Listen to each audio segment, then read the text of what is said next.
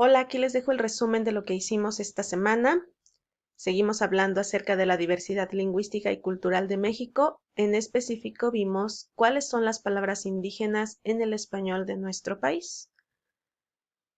Comenzamos a hablar acerca de que después de la llegada de los españoles, impusieron su lengua, que es el español, como la lengua dominante en México. Y de hecho lo hicieron en todo el resto de países que también conquistaron.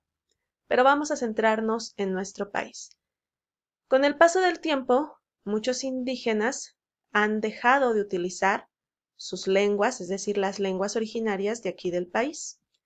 Pero a pesar de eso, existen muchísimas palabras que proceden de las lenguas indígenas y que se han incorporado al español de México. La lengua indígena que más palabras ha aportado al español de todo el territorio mexicano es el náhuatl.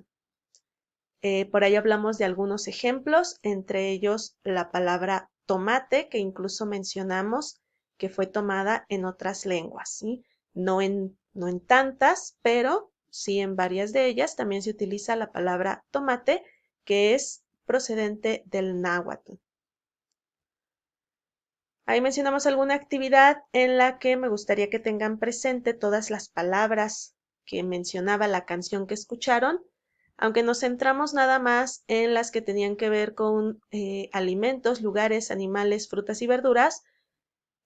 Aún así, luego platicamos de otras que no entran en ninguno de estos grupos, pero que de todos modos solemos utilizar a diario y a veces ignoramos que proceden de las lenguas indígenas. En este caso, esa canción hablaba específicamente de la lengua náhuatl.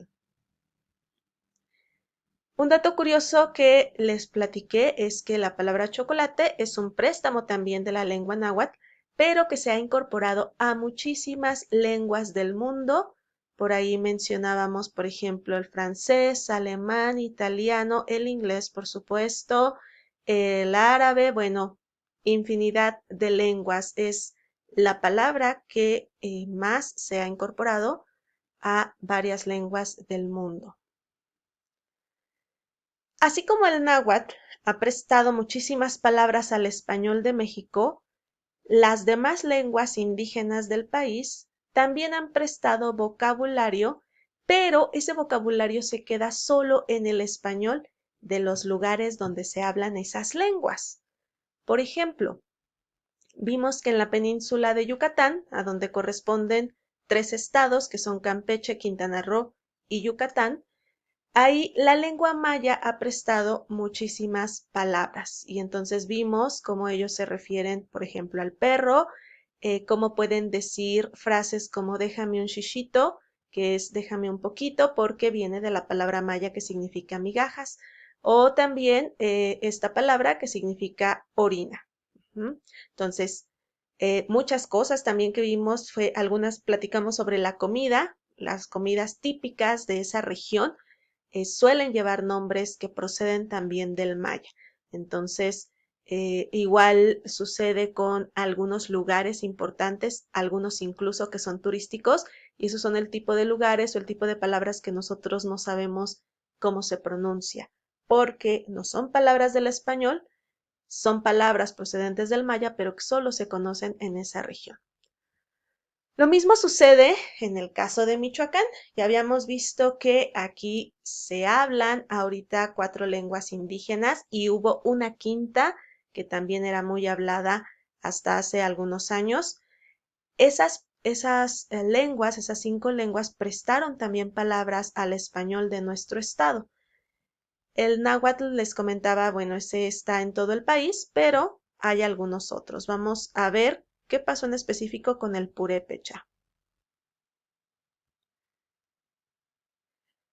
Bien, aquí en el estado o entonces utilizamos palabras procedentes del purépecha que en general en el resto de la república no van a conocer. Muchas veces son palabras que ni siquiera los estados que colindan con Michoacán utilizan. Y ahí antes de ver algunos ejemplos yo les mostraba este meme que bueno, tiene que ver con que en el resto del país a los uchepos, lo que nosotros le llamamos uchepos, ellos le llaman tamal de elote, pero nosotros hacemos esa diferencia. ¿Por qué? Porque es una palabra, un préstamo del purépecha, la palabra uchepo. Muy bien, algunas de las palabras de origen purépecha más utilizadas son estas. Aquí les hacía nada más el comentario de que estas dos palabras, guarache y turicata, son palabras utilizadas en casi todo el país, sobre todo la de guarache. Y bueno, esa es una de las pocas palabras que el purépecha ha prestado no solo al español de Michoacán, sino al español de México en general. Y turicata, que también se refiere a una garrapata. ¿Ja? Se pueden utilizar ambas palabras y también es conocido en algunos otros lugares de la República. Pero palabras como corunda o uchepo, que se refieren a comidas típicas de aquí del estado, pues solamente nosotros las conocemos. Por ahí hablamos y mencionamos algunas maneras en las que personas que no saben cómo se llaman, personas de otros estados, pueden referirse a las corundas y a los uchepos. Otra palabra que vimos es la palabra chocho, que en purépecha es la palabra que designa al saltamontes. Y aquí en Michoacán para nosotros es muy común utilizar la palabra chocho para referirse al saltamontes e incluso a veces a algún otro tipo de insectos parecidos al saltamontes, ¿sí? Pero bueno, chocho es una palabra que se utiliza sobre todo aquí en el estado. También otra palabra que utilizamos aquí que procede del purépecha es la palabra guare, que significa mujer. Y yo les platicaba acerca de que la palabra escuincle viene del náhuatl y se utiliza en gran parte de la República, pero aquí en Michoacán tenemos otra variante que es la que procede de la palabra purépecha y es huache o guacha. Sobre todo esta palabra se utiliza en las zonas de tierra caliente. Sí, es muy común que allá se refieran a los niños y a las niñas como huache o guacha. Hay muchísimas otras palabras que son procedentes del purépecha y que se utilizan aquí en Michoacán, pero solo se utilizan en algunas regiones del estado. Estas que les acabo de mostrar son de las más conocidas que también ustedes suelen utilizar, así que por eso se las puse aquí. Bueno, eso sería todo sobre este tema, así que me despido. Si tienen alguna duda, déjenla en los comentarios.